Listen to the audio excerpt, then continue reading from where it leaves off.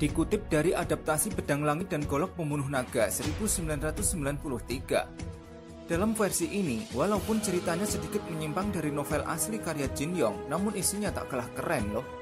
Di versi ini, Tio Buki diperankan oleh Jet Li.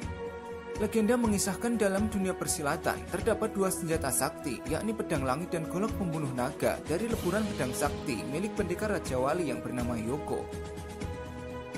Kedua senjata itu amatlah sakti, sampai dikatakan bagi siapapun yang memilikinya akan merajai dunia persilatan.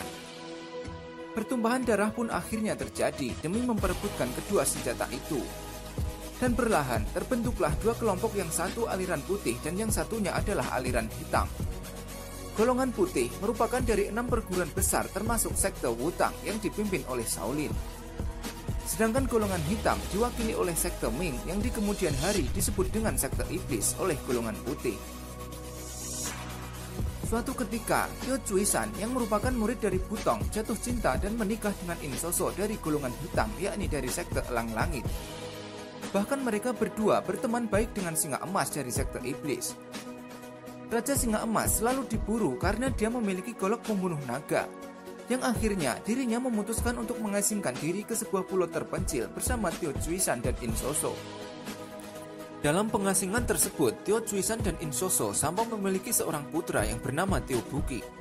Suatu ketika, pasangan tersebut kembali ke Butong dan membawa putranya untuk mengunjungi gurunya yang berulang tahun ke-100, dan dari sinilah konflik ini dimulai. Saat sedang di perjalanan, Tio Cui-san dan In Soso dihadang oleh dua pendekar berilmu tinggi.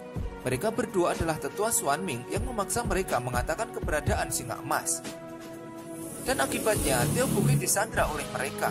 Namun datanglah guru dari Tio Cui-san, yaitu Guru Chang, menyelamatkan mereka. Namun saat pertukaran, Tio Buki berhasil dilukai oleh ketua Xuan Ming dengan tapak es yang membuat dada Buki menghijau kehitaman. Saat sedang mencoba mengobati luka Tio Buki, datanglah 5 perguruan golongan putih untuk memaksa Tio Cui-san memberi ketahuan keberadaan Singa Emas.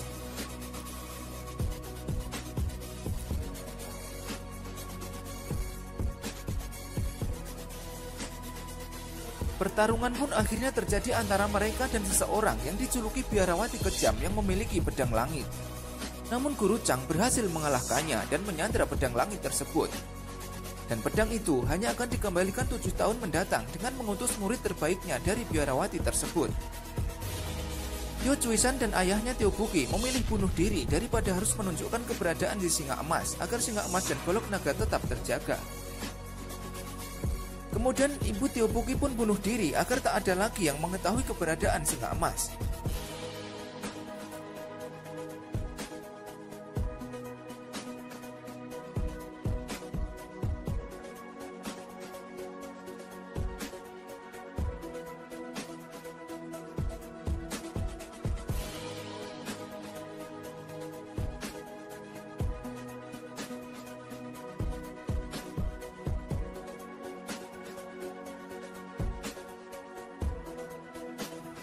Singkat cerita, saat ini Tio Buki sudah tumbuh dewasa. Guru Chang kemudian bercerita, seandainya Guru Koki yang menguasai jurus 9 matahari masih hidup, maka luka Buki akibat tapak es dari ketua Xuan Ming dapat disembuhkan. Namun sayang sekali, Guru Koki tersebut sudah tewas ke jurang saat bertarung dengan ketua Sang beberapa tahun yang lalu. Setelah sekian lama, yakni sudah 7 tahun berlalu, utusan dari Biarawati Kejam pun datang untuk mengambil pedang langit. Utusan ini bernama Cao Chi. Setiap hari di Wutang selalu ada latihan bela diri. Dan saat itu Cao Chi berada di Wutang dan melihat Buki tidak ikut berlatih kungfu. Ternyata Tio Buki setiap hari hanya dikerjai oleh Qingsu, anak pamannya, sehingga ia tidak bisa ikut berlatih kungfu. Dan hari demi hari berlalu, ternyata Cao Chi dan Qingsu sepakat mengerjai Tio Buki. Namun Tio Buki tidak sengaja ditolong oleh seorang gadis yang bernama Xiu Qiu. Xiu Qiu berasal dari sekte iblis yang mencari pedang langit. Ternyata alasan Xiu Qiu mencari pedang langit adalah untuk memutuskan rantai yang mengikat tangannya selama ini. Namun karena kehebatan pedang langit, mereka berdua menjadi terpojok dan jatuh ke jurang tempat Guru Koki terjatuh dahulu.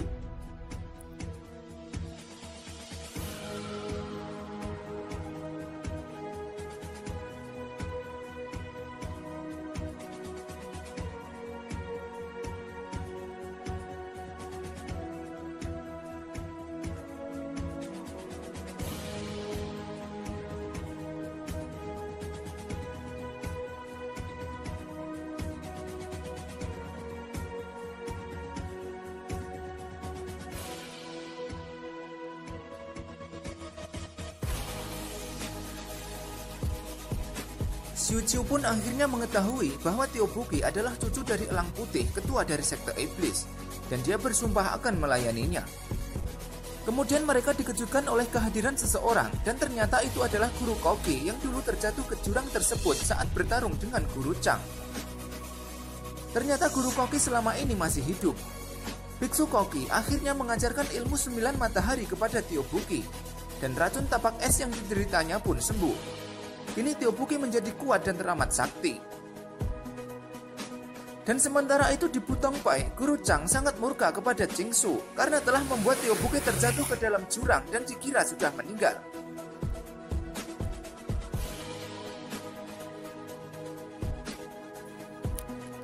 Setelah secara sempurna Tteokbokki menguasai ilmu 9 matahari, dia berterima kasih kepada Biksu Koki dan sekaligus dia meminta maaf karena Tteokbokki telah menipunya untuk memanggil Guru Chang, namun Tteokbokki tidak melakukannya. Biksu Koki pun marah dan terjadilah pertarungan yang berakhir dengan kalahnya Biksu Koki sendiri. Kemudian setelah berhasil keluar dari dasar jurang, kejadian masa lampau pun muncul di memori Tteokbokki. Peristiwa pada saat kedua orang tuanya tewas bunuh diri di depan matanya karena paksaan para pendekar dunia persilatan yang menginginkan di mana keberadaan singa emas.